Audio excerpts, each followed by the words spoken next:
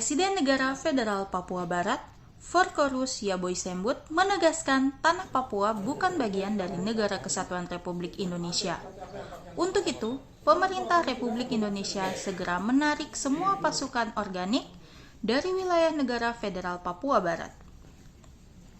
Pernyataan tersebut disampaikan Forkorus saat memperingati HUT Negara Federal Papua Barat ke-9 tahun yang dirayakan secara sederhana di markas mereka di Kertosari, Sentani Barat, Kabupaten Jayapura, Senin 19 Oktober 2020. Presiden Negara Federal Papua Barat mengatakan ia telah mengirimkan surat yang disertai dengan proposal kepada Presiden Jokowi pada 7 Oktober 2020 lalu yang isinya menjelaskan bahwa Papua bukan termasuk dalam Negara Kesatuan Republik Indonesia. Dirinya berharap pemerintah Indonesia mau membuka diri untuk melakukan perundingan dengan negara Federal Papua Barat guna penelusuran sejarah Papua. Forkorus menambahkan, waktu yang diberikan kepada pemerintah Indonesia untuk melakukan perundingan guna pembahasan terkait proposal negara Federal Papua Barat hingga tahun 2021. Bila perundingan tidak terjadi, maka langkah yang akan ditempuh pihaknya yaitu melanjutkan ke negara-negara Pasifik.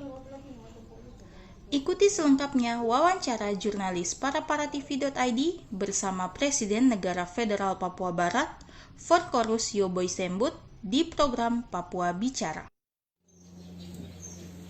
Saya umumkan hari ini secara resmi kepada pemerintah Indonesia bahwa dengan adanya proposal lengkap saya kemarin dikirim tanggal 7 Oktober 2020 yang dimana ditujukan kepada Presiden Jokowi, berarti Pak Presiden Jokowi sudah tahu NRPB wilayah hukum kedaulatannya itu adalah wilayah mantan kolonial Nederlands New Guinea atau bahasa Indonesianya Papua Belanda. Sedangkan Indonesia wilayah kedaulatan hukumnya, hukum kedaulatan wilayahnya adalah Netherlands East Indies atau Hindia Belanda. Saya sudah beritahukan. Karena itu kita berunding. Ini sudah sesuai dengan asas-asas dekolonisasi hukum internasional. Saya sudah kasih tahu Pak Jokowi. Proposalnya lengkap, penjelasannya lengkap, detailnya lengkap, sampai dengan prosedur yang harus ditempuh dengan biayanya semua lengkap. Oleh karena itu saya hari ini juga minta Pak Jokowi kalau sudah pegang itu, kalau Pak Jokowi tidak mengerti, panggil dia punya pakar-pakar hukum, staf ahli hukum, untuk bahas proposal itu.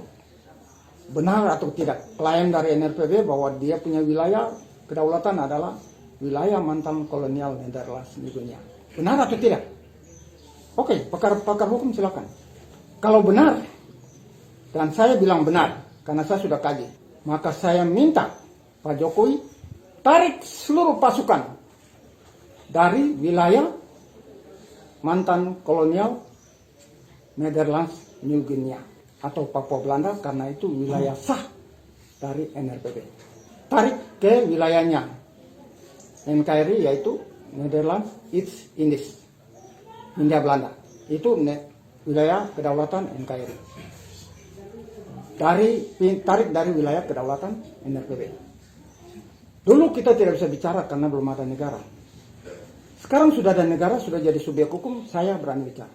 Karena itu saya minta, kalau Pak Jokowi tidak tarik, berarti kalau tentara dan polisi Indonesia membunuh orang Papua mulai tanggal hari ini, 20 Oktober 19 Oktober 2020 ada tangkap bunuh orang Papua karena sengketa wilayah kedaulatan, Pak Jokowi siap tanggung jawab. Saya tuntut.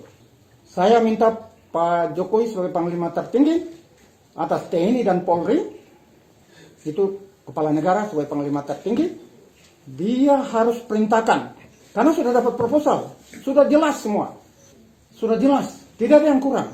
Kalau dia tidak mengerti hukum, panggil pakar hukumnya.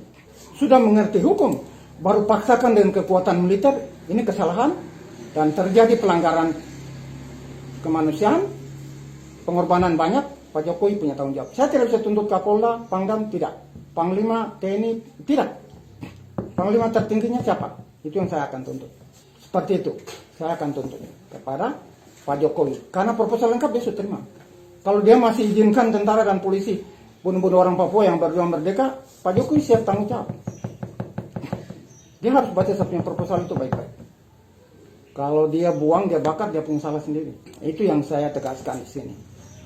Yang terakhir, saya ucapkan terima kasih kepada seluruh masyarakat yang merayakan Hari Kebangsaan yang ke-59 dan juga Hari Pemulihan Kemerdekaan yang ke-9. Saya sampaikan salam hangat dan ucapan terima kasih kepada seluruh masyarakat Papua. Ini dalam rangka peluruskan sejarah. Dan selalu saya ucapkan selamat ulang tahun bangsa Papua yang ke-59 dan selamat ulang tahun pemulihan kemerdekaan yang ke-9 tahun. Itu ada range waktu nggak ya? Iya, deadline. Di proposal saya sudah tulis. Kami tahun 2021 kami sudah ke Pasifik. Berarti antara 19 Oktober hari ini 2020 sampai dengan tahun depan waktunya cukup banyak. Untuk Indonesia banyak kok. Untuk Indonesia apa? Itu harus dijawab ya. Ya, mau jawab atau tidak tergantung dari Indonesia. Kalau tidak jawab ya saya keluar. Karena saya tidak bisa tahan lagi. Orang Papua sudah banyak dibunuh, jadi tidak bisa. Jawab atau tidak ada urusan. Yang penting prosedurnya kita penuhi secara formal. Bagi NRPB, Indonesia mau jawab, mau selesaikan secara bilateral, atau mau diamkan, tidak ada urusan. Yang penting negara federal sudah penuhi prosedur satu secara formal. Dengan dokumen yang lengkap. Itu saja bagi saya. Kalau tidak bisa, saya sudah tunggu 6 tahun, hampir 9 tahun. Kalau tidak bisa berarti waktu itu sudah cukup banyak, maka secara formal kami sudah sampaikan. Kalau ditanya di luar negeri, sudah bicara dengan Indonesia sesuai pasal ini? Saya bilang sudah, mana bukti? Saya kasih buktinya. Sekarang Anda punya bagian untuk selesaikan. Anda yang fasilitasi, baru Indonesia dan saya tidak fasilitasi. Yang diinginkan negara federal, apakah pengakuan atau referendum atau seperti apa? Ya, referendum tidak bisa karena itu Poin-poinnya belum memenuhi. bukan referendum. Kalau belum deklarasi atau proklamasi kemerdekaan itu bisa referendum. Tapi kalau sudah deklarasi kemerdekaan, sudah proklamasi kemerdekaan, referendum untuk apa lagi? Karena referendum itu apabila bangsa itu adalah status hukumnya dekolonisasi. Satu. Baru bangsa itu kolonialnya bisa kasih referendum seperti New Caledonia. Karena Prancis adalah kolonial. Maka dia punya kewajiban membina dan memberikan status dekolonisasi sama bangsa Kanak. Kemudian ketiga, dia harus berikan referendum. Itu kewajiban dari seorang dekolonisasi. Negara dekolonisasi, dia punya kewajiban. Kalau Indonesia, Asia tidak masuk dalam daftar negara-negara kolonial.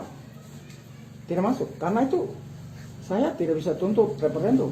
Itu satu, hukum pertama. Hukum kedua, di dalam Undang-Undang Dasar Republik Indonesia,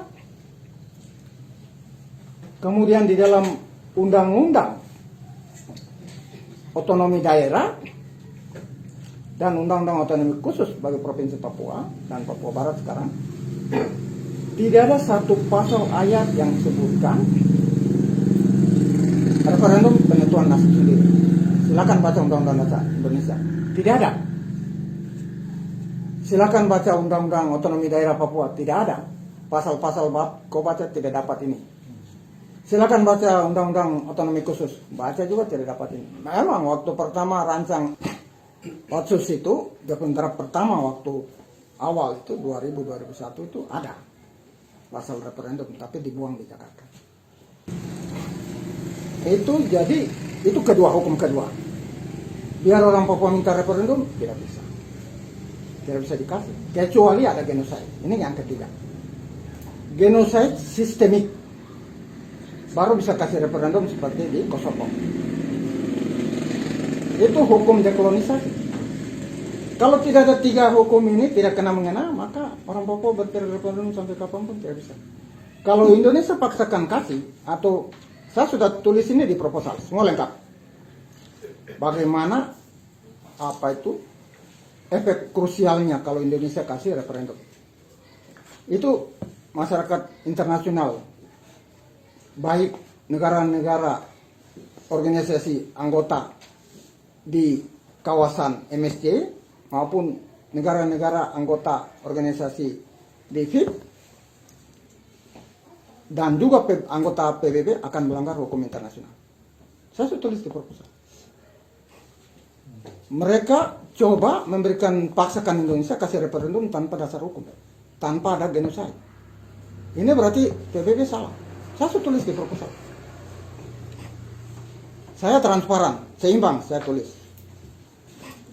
PBB tidak boleh paksakan Indonesia kasih referendum. Itu berarti Maluku minta, Aceh minta, semua akan minta. Karena tidak ada dasar hukum. PBB paksakan, berarti kami juga bisa minta. Oh, kami juga bisa minta, karena itu hak politik. Kalau Papua bisa kasih tanpa dasar hukum, ya kami juga dikasih lah. Nah, itu Indonesia akan hancur. Satu di proposal ini. Karena itu PBB harus hati-hati.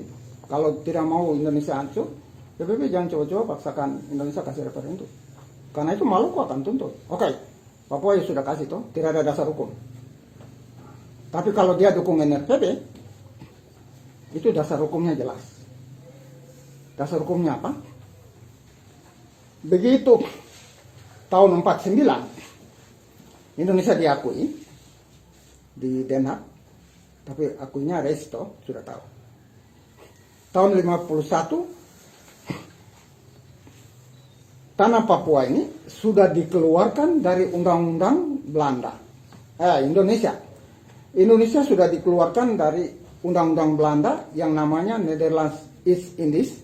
Itu sudah dikeluarkan dari undang-undang Belanda. Karena Indonesia sudah merdeka. Tinggal Papua dipisahkan. Itu hukumnya. Sehingga Papua bukan lagi Hindia Belanda. Papua sudah Papua Belanda. Tahun 51. Statusnya sudah beda. Karena itu Maluku ke Aceh tidak bisa tiru Papua. Karena hukumnya beda. Mereka masih dalam Hindia Belanda. Papua sudah bukan lagi Hindia Belanda. Sudah Papua Belanda. Beda. Di sinilah perbedaan. Sehingga kalau PBB mau paksakan referendum, itu Indonesia hancur. Saya sudah tulis di proposal. Sudah kirim ke luar negeri semua. Kau kasih semua disebarkan ke Pasifik. Oleh karena itu saya bilang Vanuatu jangan paksakan. Kamu negara anggota PBB, jangan hancurkan sesama negara anggota PBB punya wilayah kedaulatan. Itu dilarang oleh piagam PBB. Saya jujur saja, saya orang hukum dan saya jujur. Karena itu Vanuatu siapakah tidak boleh paksakan referendum. Paksakan berarti melanggar kedaulatan wilayah Indonesia. Merusak, menghancurkan. Berarti kau melanggar piagam PBB. Itu saya tulis dalam piagam PBB. Ini proposal. Lengkap. Vanuatu salah, FIP salah, PBB salah. Berarti PBB juga melanggar piagam PBB itu sendiri. Tidak boleh melanggar. Harus betul-betul kerja sesuai hukum. Saya harus jelaskan karena saudara-saudara di MSC dengan FIP ini orang-orang yang tidak tahu hukum. Saya sudah pelajari itu orang. Saya sudah dapat nasihat dari orang luar yang masuk ke Pasifik. Orang kasih nasihat ke kita bahwa kampung saudara-saudara di sebelah tidak tahu hukum. Jadi kamu harus banyak berikan advice kepada mereka. Itu salah satu advice saya ini. Jangan paksakan Indonesia kasih referendum. Berarti kamu melanggar piagam PBB. Itu advice saya ke Pasifik. Itu kamu melanggar piagam PBB. Merusak wilayah kedaulatan Republik Indonesia yang adalah Hindia Belanda. Berarti Maluku bisa minta, Aceh minta, Manado minta, Sumatera minta, Bali minta, semua yang sudah siap ini minta semua. Saya tahu, saya ada hubungan dengan mereka di daerah wilayah-wilayah ini. Saya ada hubungan dari dulu. Saya tahu perkembangan mereka punya persiapan untuk merdeka, saya tahu. Tapi saya tidak mau buat di proposal. Tapi saya antam secara umum ke Pak Jokowi supaya tahu. Keluar supaya tahu. Begitu, terima kasih.